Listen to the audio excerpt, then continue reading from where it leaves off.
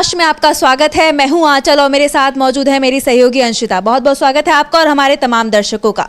जैसा कि आप जानते हैं कि महाराष्ट्र में चुनाव हुए और नतीजों को आए लगभग 8 दिन हो चुके हैं और अभी तक महायुति में सीएम कौन होगा ये तय नहीं हो पाया है। तीनों ही दलों में अभी तक भिड़ंत नजर आ रही थी सीएम फेस को लेकर, लेकिन अब जब शिंदे ने हाल ही में प्रेस कॉन्फ्रेंस कर ये कह दिया कि वो बीजेपी को समर्थन देने को तैयार हैं, उन्होंने बीजेपी के सामने कहीं ना कहीं सरेंडर कर दिया और उन्होंने मान लिया कि सीएम जो भी बनना चाहे वो बीजेपी उन्हें बना सकती है। शिंदे को उससे कोई आपत्ति नहीं है। उसके बाद भी महायुति में सीएम तय नहीं हो पा रहा है, सहमति नहीं बन पा रही है। लगातार बैठकों का दौर जारी है, महाराष्ट्र में भी बैठकें चल रही हैं। हाल ही में दिल्ली में भी बैठक हुई जिसमें शिंदे और अजीत पवार मौजूद रहे, अमित शाह भी उस बैठक में थे, लेकिन उसके बावजूद अभी तक सीएम कौन होगा ये तय नहीं हो पाया है। इस बीच हाल ही में शिंदे अपने गांव सतारा गए, वहां पर उन्होंने जितेंद्र आव्हाड से मुलाकात की। कहा जा रहा है कि इस बीच ये बहुत बड़ा वाकया है कि चुनाव के नतीजे आ गए और वहीं शिंदे जो है बीजेपी से थोड़ा नाराज भी दिखाई दे रहे हैं सीएम पद को लेकर। और इस दौरान उन्होंने जितेंद्र आव्हाड से मुलाकात की, तो कहीं ना कहीं इस मुलाकात के कई सियासी मायने निकाले जा रहे हैं। और इस बीच ऐसा एक बड़ा सवाल खड़ा होता है कि आखिरकार शिंदे करना क्या चाहते हैं। क्या वो बीजेपी को झटका देंगे, वो महायुति में रहेंगे या एमवीए में चले जाएंगे? ये बहुत बड़ा सवाल है। इस पर आप क्या कहना चाहेंगे? जी बिल्कुल आंचल, बहुत बहुत शुक्रिया। सबसे पहले तो मैं आपको ये बताना चाहूँगी, आपने जो बड़ा सवाल किया है और ये सवाल इस वक्त महाराष्ट्र की सियासत में भूचाल लाने वाला सवाल है, क्योंकि एक तरफ से ये कि जहाँ पर एक बैठक होनी थी, कल शाम को एक बैठक होनी थी, एनडीए की बैठक थी जिसमें सीएम को लेकर फाइनलाइजेशन होना था। दूसरी तरफ वहाँ पर मंत्रालयों का बंटवारा होना था।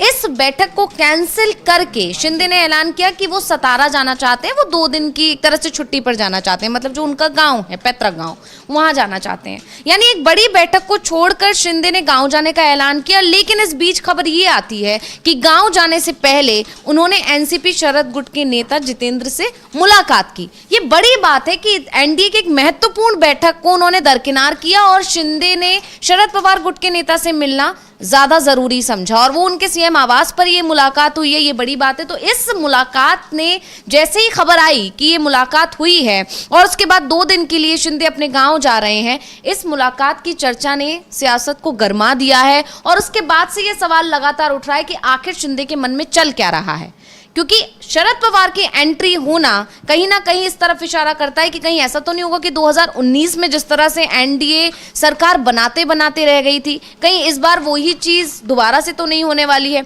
उस वक्त भी शिवसेना की वजह से सरकार नहीं हो पाई थी क्योंकि शरद पवार की एंट्री हुई। शरद पवार की एंट्री के बाद से उन्होंने सबको एकजुट किया और एमबीए गठबंधन बना और एमबीए की सरकार बन गई। इसी तरह से अब वही स्थितियां, वही समीकरण इस बार भी बनते हुए नजर आ रहे हैं, क्योंकि जैसे ही आप जानते हैं शरद पवार को राजनीति का चाणक्य कहा जाता है, ठीक है। मोहरों को बिठाकर कब वो मामलों को सेट करके समीकरण बना देते हैं, इसके लिए उनको मतलब चाणक्य ऐसे ही नहीं कहा जा रहा है, मतलब मैं अपनी बात दोहरा रही हूँ यहाँ पर।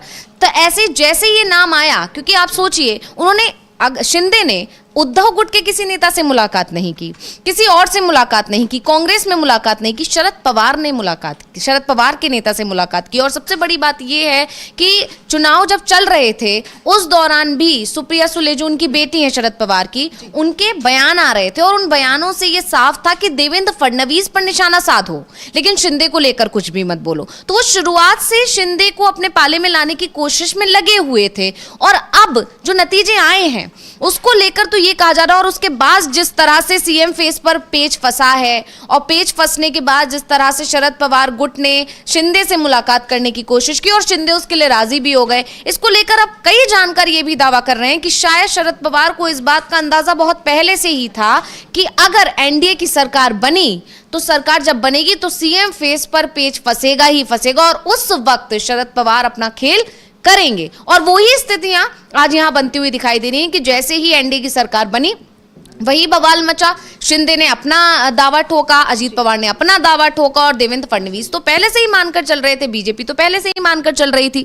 लेकिन अब शरद पवार की एंट्री के बाद से खेल बिगड़ता हुआ नजर आ रहा है और यह भी हो सकता है आंचल कि अब एक बार फिर एनडीए का सरकार बनाने का सपना टूट जाए और इस बार भी शिवसेना की मतलब एक तरह से बायकॉट कर दे, वॉकआउट जैसे कर दे शिवसेना, तो उससे ही ये जो सपना एनडीए सजा रही है कि उसकी सरकार बनेगी, वो सपना इस बार भी अधूरा रह सकता है। इसलिए शरद पवार की एंट्री ने इतना एक तरह से सियासत को पूरी तरह गरमा दिया है और पूरा बाजी पलटते हुए यहाँ पर दिखाई दे रही है। जी बिल्कुल, जिस तरीके से अभी शिंदे ने जितेंद्र आव्हाड से मुलाकात की, उसने चर्चाओं के बाजार को गर्म कर दिया है। और यहाँ पर मुद्दा एक ये भी है कि सीएम आखिर होगा कौन, क्योंकि इसको लेकर भी महायुति में घमासान मचा हुआ है। जो शिंदे लगातार वो कहते आ रहे थे कि मैं सीएम बनना चाहता हूं, मैं सीएम बनूंगा, उन्होंने अचानक ही प्रेस कॉन्फ्रेंस की और ये ऐलान कर दिया कि बीजेपी जिसे चाहे सीएम बना सकती है, उन्हें कोई आपत्ति नहीं है। लेकिन इस बीच अब उन्होंने बीजेपी से एक बड़ी मांग कर दी है और शिंदे गुट की तरफ से ये मांग की गई है कि जो गृह विभाग है उसका जिम्मा शिंदे गुट को मिले। ये कहीं ना कहीं बहुत बड़ी मांग है और इसके सामने बीजेपी भी बेबस नजर आ रही है। इस पर आप क्या कहेंगी? जी बिल्कुल, बड़ी मांग है और लगातार सिर्फ एक यही विभाग की मांग नहीं की गई है। गृह मंत्रालय के विभाग के अलावा लोक निर्माण, वित्त, बड़े जो मंत्रालय हैं वो शिंदे अपने पास रखना चाहते हैं, क्योंकि 57 सीट्स पर उन्होंने जीत हासिल की। और सबसे बड़ी बात यह है कि पूरा का पूरा अगर चुनाव, अगर हम ईवीएम में धांधली की बात को साइड कर दें, जिस पर कांग्रेस लगातार लगी हुई है, जो आंकड़े आ रहे हैं वो भी इस तरफ इशारा कर रहे हैं कि धांधली तो हुई है। मतलब एनडीए को ही भरोसा नहीं हो रहा है कि इतना अच्छा नतीजा उसके पक्ष में आ गया है, तो कहीं ना कहीं कुछ खेल तो हुआ है। तो अगर इस खेल को चलो एक बार को साइड भी कर दिया जाए, तो भी लोकसभा चुनाव के बाद एकनाथ शिंदे ने जिस तरह से कमान संभाली और ये पूरा का पूरा चुनाव एकनाथ शिंदे के चेहरे पर लड़ा गया, तो इससे ये बात तय है कि बीजेपी या एनडीए अगर जीता है तो वो एकनाथ शिंदे की वजह से जीता है। तो उसी चीज को एकनाथ शिंदे भुना भी रहे हैं अपने पक्ष में। एकनाथ शिंदे बार बार इस बात का एहसास दिला रहे हैं कि हमारी वजह से आपको ये जीत मिली है। तो जहां उन पर दबाव बनाने की कोशिश की गई, क्योंकि ये भी बात सही है कि अकेले शिंदे अगर साइड हो जाते हैं तो भी एनडीए सरकार बना ले जाएगा। इस बात को शिंदे भी समझते हैं और बीजेपी इस चीज को समझती है, इसीलिए बीजेपी सीएम को लेकर राजी नहीं हुई। लेकिन शिंदे अपनी ताकत का अंदाजा जानते हैं और वो इसलिए इसके लिए बिल्कुल राजी नहीं है कि एक ब्राह्मण सीएम बने और उसके अंडर 2 मराठा डिप्टी सीएम बनकर काम करें, क्योंकि अजीत पवार भी मराठा हैं और शिंदे भी मराठा हैं। और क्योंकि जो पूरा बाहुल्य जो है वो मराठा बाहुल्य राज्य है महाराष्ट्र, तो इसके लिए शिंदे अब उनके पास जो पावर है, यानी कि जो 57 सीटें वो लेकर आए हैं और उनके बलबूते पर ये जो सरकार बनी है, उनकी मेहनत की वजह से जो सरकार बनी है, उसको लेकर ही शिंदे ने अपनी शर्तें रख दी हैं। और उसमें से उन्होंने बड़े महत्वपूर्ण विभाग मांगे हैं, जिसमें से ऐसा माना जा रहा है कि शायद गृह मंत्रालय के लिए एक तरह से राजी हो भी रही है बीजेपी, लेकिन दूसरे जो विभाग हैं उनके लिए बीजेपी राजी होती नजर नहीं आ रही। और यही वजह रही कि जो बैठक होनी थी, जो कल बैठक शाम को होनी थी, उस बैठक से पहले ही शिंदे ने अपने गांव जाने का ऐलान कर दिया। और उससे भी चर्चा हुई थी कि इतनी बड़ी बैठक को छोड़कर जो इतना महत्वपूर्ण मुद्दा है, लगातार ये सवाल उठ रहे हैं, विपक्ष भी इस पर तंज कस रहा है, कितने दिन होने के बाद भी सीएम फाइनल नहीं हो पा रहा है। दूसरी चीज, प्रियंका चतुर्वेदी का कल का बयान था, उन्होंने ये भी कहा था कि अगर ये एमबीए की तरफ से देरी हो रही होती तो अभी तक तो राष्ट्रपति शासन लगा दिया होता राज्यपाल ने, लेकिन क्योंकि ये एनडीए का मामला है, एनडीए तय नहीं कर पा रही है, इसलिए राष्ट्रपति शासन नहीं लग रहा है राज्य में। जबकि आपको याद होगा कि लगातार यही खबरें थी कि 71 से 72 घंटे होंगे सिर्फ सरकार बनाने के लिए, नतीजे आने के बाद। लेकिन बीजेपी ने सारे नियमों को, सारे जो उनको सबका उल्लंघन करके, उनको ताक पे रख के बीजेपी अपनी मर्जी से पूरा समय ले रही है, क्योंकि बीजेपी के लिए भी मुश्किल है। बीजेपी तय नहीं कर पा रही है कि सीएम देवेंद्र फडणवीस को बनाए या ना बनाए। बनाने से भी नुकसान है और ना बनाने से भी नुकसान है। बनाने से नुकसान ये है कि जो मराठा है, ओबीसी है, वो नाराज हो जाएंगे। और अगर देवेंद्र फडणवीस को नहीं बनाती है उन लोगों को साधने के लिए, तो भाई देवेंद्र फडणवीस इस बार शांत नहीं बैठेंगे, ये तय है। एक बार उनको जब उनकी वजह से ही सरकार बना पाए थे, देवेंद्र फडणवीस ने ही ये तोड़फोड़ की थी शिवसेना में, उस बार वो मान गए थे, क्योंकि उस वक्त शिंदे जरूरत थे, शिंदे की शर्तों को मानना जरूरी था बीजेपी आलाकमान के लिए। इसलिए आखिरी समय पर देवेंद्र फडणवीस के नाम का ऐलान नहीं हुआ और देवेंद्र फडणवीस ने ही शिंदे के नाम का ऐलान किया। और उनका जो चेहरा था वो उस दौरान भी देखने लायक था। इसके बाद वो जिस तरह से तुरंत उठ के चले गए थे उस प्रेस कॉन्फ्रेंस से, उसके बाद जेपी नड्डा, अमित शाह, सभी ने देवेंद्र फडणवीस को मनाने की पूरी कोशिश की, उसके बाद जैसे तैसे उनको मना भी लिया था। लेकिन अब अगर देवेंद्र फडणवीस को नहीं मनाया जाता है तो वो भी शांत नहीं बैठेंगे, वो भी कोई ना कोई एक्शन जरूर इस बार लेंगे। तो बीजेपी अभी बहुत फंसी हुई स्थिति में है, बहुत ज्यादा उथल पुथल मची हुई है बीजेपी के अंदर। और उसके बीच में ये खबर आए कि शिंदे शरद पवार गुट के नेताओं से मिल रहे हैं, तो इस खबर ने और ज्यादा टेंशन को बढ़ा दिया है बीजेपी की। और जो समीकरण बन रहे हैं, मैं थोड़ा सा समीकरणों की भी बात कर लूं यहां पर, कि अगर शिंदे इधर चले जाते हैं तो गेम पूरी तरह पलट सकता है और एमबीए की सरकार फिर से बन सकती है। इसको ऐसे समझिए कि अगर हम बात करें कांग्रेस और शरद पवार और उद्धव गुट तो एक साथ हैं ही, उसके अलावा अगर शिंदे को भी उधर लाने में कामयाब होती है और अजीत पवार भी उधर चले, अब अजीत पवार तो भाई चाचा के एक इशारे का इंतजार कर रहे हैं। अजीत पवार तो शुरुआत से इसमें कोशिश में थे कि जब कब शरद पवार उनको अपने साथ वापस ले लें। अजीत पवार ने लगातार इस तरह के बयान दिए। उन्होंने ये भी कहा कि मेरे से गलती हुई, मुझे राजनीति को परिवार में नहीं लाना चाहिए था,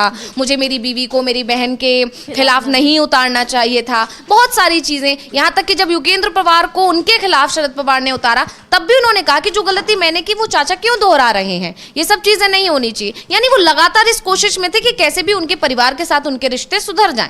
तो ऐसे में अगर शिंदे के साथ अब जो शरद पवार जिस कोशिश में लगे हैं, अगर वो चीजें हो जाती हैं तो अजीत पवार को वक्त नहीं लगेगा और अजीत पवार इधर आ जाएंगे तो फिर 146 सीटें इधर बन रही हैं मतलब एमबीए की, तो बहुमत का आंकड़ा पार हो जाएगा, बहुमत से ज्यादा हो जाएंगे एमबीए के पास। तो इसीलिए ये स्थितियां बन रही है, ये कयास लग रहे हैं कि अगर सिर्फ एक शिंदे का इंतजार है, शिंदे ने अगर पासा पलटा तो सरकार ही पलट जाएगी वहां पर। जी बिल्कुल, जो शिंदे हैं वो इस वक्त किंग मेकर की भूमिका में उभर कर आ सकते हैं अगर वो चाहें तो। कहा यह भी जा रहा है कि शिंदे बहुत जल्दी ये बड़ा खेल कर सकते हैं महायुति के साथ, बीजेपी के साथ, क्योंकि जिस तरीके से सीएम शिंदे लगातार सीएम के पद की मांग कर रहे थे और अचानक से उन्होंने प्रेस कॉन्फ्रेंस करके अपना हाथ पैर पीछे खींच लिए। उन्होंने कह दिया कि उन्हें कोई आपत्ति नहीं है, बीजेपी जिसे चाहे सीएम बना सकती है। ये कहीं ना कहीं बहुत बड़ा मामला है। और अब जिस तरीके से शिंदे गुट की तरफ से लगातार मांग की जा रही है कि उन्हें कुछ बड़े मंत्रालय चाहिए, ऐसे में ये देखने वाली बात होगी कि बीजेपी का अगला कदम क्या होगा। लेकिन जब से शिंदे ने अपना पैर पीछे खींचा था तो कहा जा रहा था कि फडणवीस सीएम बन सकते हैं। लेकिन अब बात की जाए तो चर्चा ये भी हो रही है कि फडणवीस की जगह अब इस रेस में दूसरा नाम सामने आ गया है। कहा यह जा रहा है कि जो फडणवीस की बजाय बीजेपी के दूसरे नेता हैं उनका नाम सामने आया, मुरलीधर मोहोल, उनका नाम सामने आया। कहा यह जा रहा है कि वो सीएम बन सकते हैं। हाल ही में वो थाने से जीत कर आए हैं और सांसद हैं, तो कहा यह जा रहा है कि उनका नाम इस रेस में है। और क्योंकि जिस तरीके का बीजेपी का इतिहास रहा है अब तक का, बीजेपी ऐसे चेहरों को सामने लेकर आती है सीएम पद के लिए, चाहे वो हरियाणा की बात की जाए, महाराष्ट्र की बात की जाए, वो मतलब एमपी की बात की जाए या राजस्थान की बात की जाए, तो इसी तरीके के चेहरे निकलकर सामने आए जो ज्यादा चर्चा में नहीं रहे हैं। तो इस पर आप क्या कहना चाहेंगी? बिल्कुल आंचल, सबसे पहली बात तो ये है कि बिल्कुल बात सही है कि जिसके चेहरे पर चुनाव लड़ती है बीजेपी, सीएम उसे कभी नहीं बनाती। और एक दूसरी चीज भी कही जाती है कि जिसने गुलदस्ता पकड़ लिया है वो सीएम नहीं बनता। और अभी तस्वीर आ रही है कि देवेंद्र फडणवीस के साथ अमित शाह की जो मुलाकात हुई है, जिस तस्वीर का कल हमने जिक्र भी किया था, तो इसके बाद से और कहा जा रहा है कि शायद देवेंद्र फडणवीस तो सीएम नहीं बनने जा रहे हैं। इसके अलावा जो नाम चल रहे हैं, जैसे कि आपने भी अभी बताया, और उसके अलावा दूसरा नाम विनोद तावड़े का भी चल रहा है। उनकी मुलाकात भी अभी 20 से 25 मिनट की मुलाकात अमित शाह से हुई है। तो इस समय बहुत सारे नाम है। और जैसा कि मैंने आपको कहा कि ब्राह्मण को सीएम बनाने से बीजेपी हिचकिचा रही है, अभी बच रही है कि वो मराठाओं को, मतलब जिस समीकरण के सहारे वो सत्ता में आके बैठ गई है, अमित शाह और मोदी बिल्कुल नहीं चाहते कि वो समीकरण बिगड़ जाए। मतलब अभी उसे आगे, जैसे कि आपको याद होगा कि चुनावों से पहले अमित शाह ने एक बयान दिया था। उन्होंने कहा था कि अगला जब चुनाव होगा महाराष्ट्र में 5 साल बाद, तो उस समय तक बीजेपी आत्मनिर्भर बनेगी।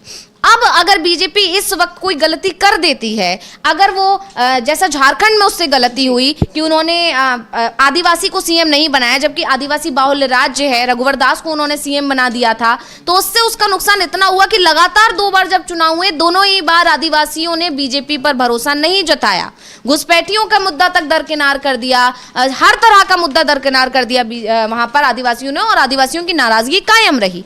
अगर ऐसी ही गलती बीजेपी महाराष्ट्र में कर देती है तो ये उसको यहाँ पर भी उसका बुरा अंजाम भुगतना पड़ सकता है। और बीजेपी इस चीज को लेकर पूरी तरह मान रही है कि जो चीज उसने झारखंड में की वो महाराष्ट्र में नहीं दोहराएगी, वो रिस्क नहीं लेगी। इसीलिए देवेंद्र फडणवीस के नाम पर इतना मंथन चल रहा है, इतना समय लग रहा है कि 8 दिन हो चुके हैं, लेकिन अभी तक सिर्फ चर्चाएं हैं।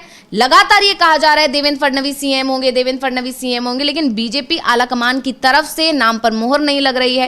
पहले ये माना जा रहा था कि शायद शिंदे पेच फंसा रहे हैं, अजीत पवार पेच फंसा रहे हैं, इसलिए बीजेपी नाम का ऐलान नहीं कर रही है, उन्हें साधने में लगी हुई है। लेकिन बाकायदा अजीत पवार की तरफ से और शिंदे की तरफ से कह दिया गया कि हमें किसी भी तरह से कोई प्रॉब्लम नहीं है, बीजेपी आलाकमान जिसे चाहे सीएम बना सकता है।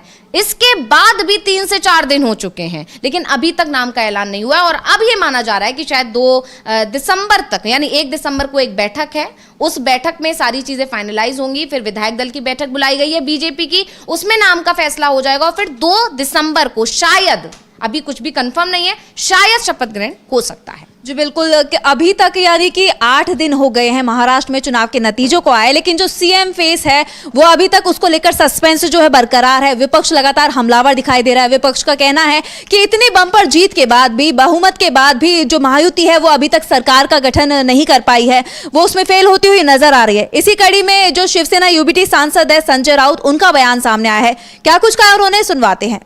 ये आश्चर्य की बात है, भारतीय जनता पार्टी की ऐसी क्या मजबूरी है, इतनी बड़ी पार्टी, नरेंद्र मोदी जी, अमित शाह जैसे बलशाली नेता, जो अगर उनका कोई आदेश आता है तो सब मानते हैं, मानना पड़ता है, लोग उनसे डरते भी हैं, फिर भी 8 दिन का समय बीत चुका है, अभी तक पूरा बहुमत होने के बावजूद महाराष्ट्र को मुख्यमंत्री क्यों नहीं मिल पा रहा है। 132 लगभग 140 विधायक है बीजेपी के पास, यानी लगभग बहुमत है। उनके साथी है उनके पास, किसी के पास 60 है, किसी के पास 40 है, 200 से ऊपर का बहुमत है, लेकिन महाराष्ट्र को अब तक मुख्यमंत्री नहीं है। यहाँ जो केयर टेकर मुख्यमंत्री है वो गांव में जाकर बैठे हैं, कब शपथ लेंगे, कौन मुख्यमंत्री होगा, इस बारे में किसी के पास जानकारी नहीं है। क्यों हो रहा है ये? बात ऐसी है कि जो निर्णय यहाँ आया है वो बहुत ही अनैसर्गिक निर्णय है, राज्य की जनता के मन के खिलाफ आया हुआ ये निर्णय है, और इस बारे में महाराष्ट्र में जगह जगह पे आंदोलन चल रहा है। बाबा आढाव जैसा नेता, जिनकी उम्र 95 ईयर 95 साल के है, वो आत्मक्लेश आंदोलन कर रहे हैं। हम सब उनके साथ हैं, लोग उनसे जुड़ रहे हैं, लेकिन महाराष्ट्र का मुख्यमंत्री कौन बनेगा, ये अब तक का सवाल।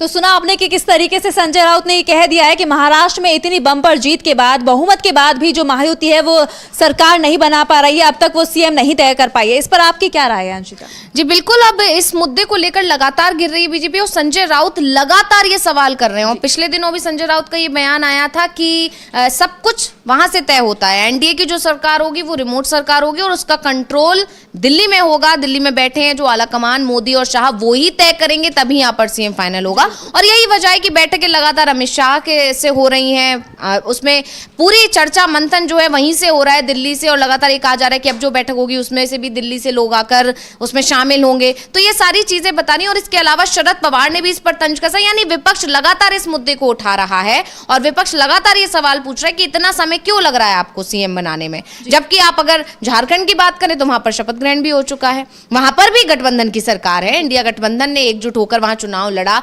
बहुत सारे दलों ने एकजुट होकर चुनाव लड़ा। पूरा जो तस्वीर आई शपथ ग्रहण की उसमें देखा जा सकता है कि ममता बनर्जी भी थी, अखिलेश यादव भी थे, अरविंद केजरीवाल भी थे, राहुल गांधी भी थे, तमाम विपक्षी दल वहां मौजूद थे। लेकिन उसके बाद भी 2 दिन के अंदर ही शपथ ग्रहण कार्यक्रम, 28 तारीख को शपथ ग्रहण कार्यक्रम हो गया, हेमंत सोरेन सीएम भी बना दिए गए, और यहां पर अभी तक सीएम फाइनल नहीं है, शपथ ग्रहण की तारीख तो बात की बात है। तो इस तरह से लेकर विपक्ष लगातार सवाल उठा रहा है और अब शरद पवार का भी इसको लेकर बयान आया है। आंचल, मैं आपको बताना चाहूंगी, तो शरद पवार ने कहा है कि इतना स्पष्ट बहुमत होने के बाद भी अभी तक सरकार नहीं बन पाई है, इसका मतलब साफ है जनता ने जो बहुमत दिया है उनके लिए ये मायने नहीं रखता, यानी बीजेपी वालों के लिए ये जो बहुमत है वो मायने नहीं रखता है। जो चल रहा है राज्य के लिए अच्छा नहीं है, लोगों में निराशा है, और ऐसा रहा तो लोकतंत्र नष्ट हो जाएगा।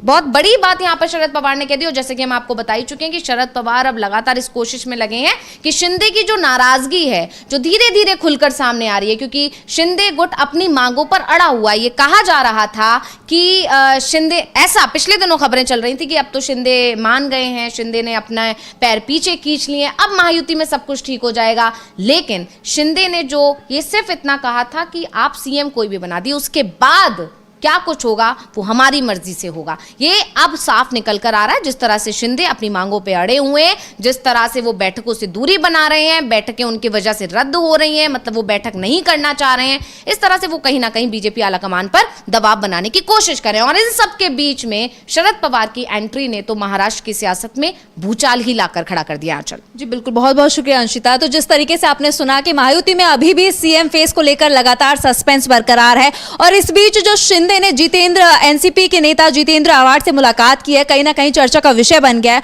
और ऐसे में सवाल ये उठते हैं कि आखिरकार महाराष्ट्र को अपना सीएम कब मिलेगा, और सवाल ये भी है कि क्या सीएम फेस से पहले यानी कि सरकार गठन से पहले महायुति मजबूत के तरह से रह पाएगा, या फिर उससे पहले ही महायुति टूट जाएगा, बिखर जाएगा। इस तरीके के भी कई सवाल सामने आ रहे हैं, क्योंकि जिस तरीके से शिंदे ने मुलाकात की है जितेंद्र आव्हाड से, कहीं ना कहीं वो चर्चा का विषय बन गया है। और कहा यह भी जा रहा है कि क्या वो बड़ा खेल कर सकते हैं बीजेपी के साथ, क्योंकि जिस तरीके से उन्होंने हाल ही में सीएम पद से अपने पैर पीछे खींचे थे और अब उन्होंने बड़ी मांग रख दी है बीजेपी के सामने, तो कहीं ना कहीं ये बहुत बड़ा सवाल है कि वो एमवीए में जाएंगे या महायुति में रहेंगे। बहरहाल ये तो खैर आने वाला वक्त ही बताएगा। बस फिलहाल के लिए बस इतना ही। आप देखते रहिए